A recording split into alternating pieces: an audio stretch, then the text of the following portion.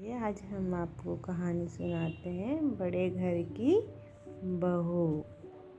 सोफे पे बैठी शास्त्रीय संगीत की कैसेट सुनती हुई गरिमामयी अधेड़ शुभ्रा जी और उनके पैरों के पास बैठे लैब्राडोर कुत्ते को देख कोई उनके अतीत का अंदाज भी नहीं लगा सकता था। कभी यही शुभ्रा जी छोटे से कस्बे फूलपुर में शुभली हुआ करती थी और बकरियां चराती थी, कुदली फांदती रहती थी।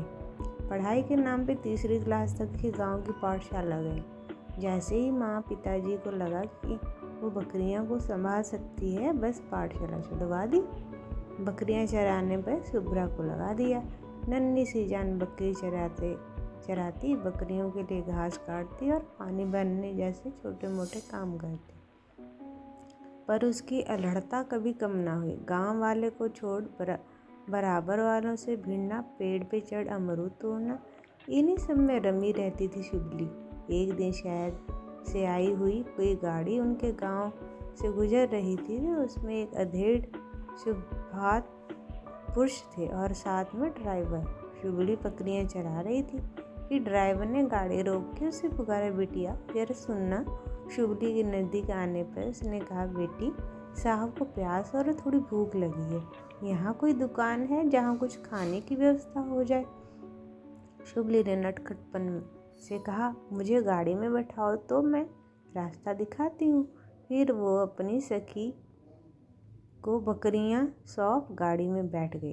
पहले गाड़ी में बैठने के नए अनुभव से वो बड़ी रोमांचित थी।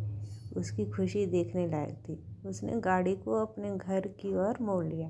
गाड़ी एक कच्चे घर की ओर जा रुकी। गाड़ी के आवाज़ सुन शुभली की माँ घर से निकली। वो शुभली की गाड़ी उससे उतरते देख भयभीत और आश्चर्य में पड़ गई। उसका मुंह खुला को खुला रहेगा। शुभली ने उन्हें हिलाकर कहा, काका भूखे हैं, कुछ खिलाओ। वो जल्दी से अंदर गई और सुतली की चारपाई ला कर डाल दिया। फिर अंदर जा लकड़ी के चूल्हे पे गुड़ की चाय बना के उन्हें पिलाया। उतनी देर वो संप्रभात पुरुष रामचंद्र अग्रवाल शुभली की बाल सुलभ जिज्ञासाओं का आनंद लेते रहे। चाय के बाद हाथ जोड़ उन्होंने विदा ली। कुछ दिनों बाद वो फिर आ पहुँचे। कारण बताया कि शुभली की याद आ रही थी, सो मिलने चला आया। उन्होंने ये भी कहा कि उसकी अपनी बच्ची नहीं है, एक बेटा है और पत्नी भी किसी बीमारी की वजह से चल बसी। इसलिए उन्हें शुभली का नटखटपन मन मोह गया। 2-3 साल बीत गए। रामचंद्र जी का शुभली से मिलना जारी रहा। अब शुभली 15 वर्ष की किशोरी हो गई और थोड़ी सजल भी। इस बार रामचंद्र जी काफ़ी तोहफे लेके शुभली से मिलने आए। बातों बातों में उन्हें कहा कि मेरा बेटा बिना माँ की संभाल के अभाव में गलत संगत में पड़ गया है। मैं शुभली से उसकी शादी कर उसे एक अच्छा दोस्त और अपने लिए एक बेटी चाहता हूँ। गरीब माँ बाप के लिए तो इस स्वप्न से भी बढ़ के सौभाग्य था। वो गदगद हो उठे। शुभली के पिता रामचंद्र जी के पैर भावुकता में पकड़ लिए। ना तो शुभली से किसी ने पूछा और ना उसकी उम्र समझने की थी। शादी हो गई और एक दिन में ही शुभली से शुभ्रा बड़े घर की बहू रानी बन गई। सब कुछ उसे स्वप्न लग रहा था। कुछ दिन तो उसे खूब अच्छा लगा, पर उसे गांव की स्वच्छता से कुलाचे मारना याद आने लगा। उसको कहने पे रामचंद्र जी ने व्यवस्था कर दी। गाड़ी से उसे मिलने भेज दिया, पर गांव में पिता के घर रहने की अनुमति नहीं थी। शुभ्रा वापस आ गई और बड़ी तेजी से नए घर की दिनचर्या में ढलने लगी। उसके सर्वांगीण विकास के लिए रोज एक भद्र महिला 2 घंटे के लिए आने लगी। उसे केश, बिनाई, साड़ी पहनाना और टेबल मैनर्स की शिक्षा देने लगी। बहुत कम समय में शुभ्रा हर तरीके से बड़े घर की बहू रानी बन गई।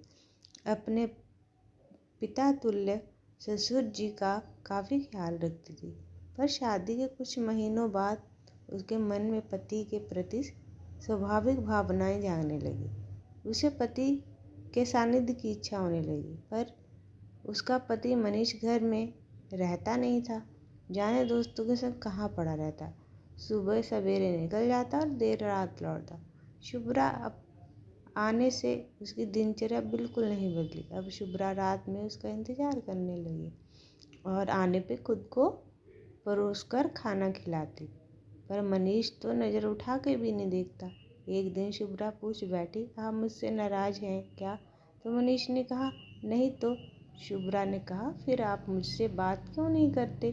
मनीष ने कहा, शुभ्रा से शादी पिताजी ने अपनी इच्छा से की। मेरे कुछ ऐसे दोस्त हैं जिनकी बिना मुझे ज़िंदगी बेसवार लगती। मुझे उसका साथ बेहद पसंद है। पिताजी को ये पता था। उन्होंने सोचा शायद तुम्हारा आकर्षण मुझे बांध लेगा, पर अफसोस ऐसा नहीं हुआ। अब शुभ्रा के पास कहने को कुछ नहीं था।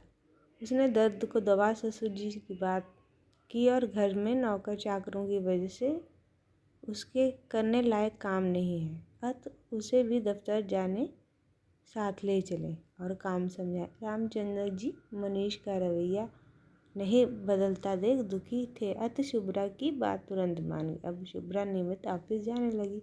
वक्त बीतता रहा। वो ना ही सधवा थी ना ही विधवा। हाँ, ऑफिस की भागदौड़ लगभग उसने संभाल ली।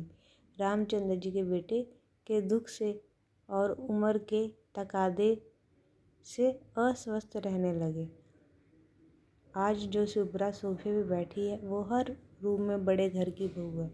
बड़े घर की बहू जहाँ उसे हर तरह की सुख सुविधा पाई, वही बड़ी कीमत चुकाई। एक नारी के सबसे बड़े पद मातृत्व से वंचित रहना, सुहाग का सुख उसे नहीं मिला।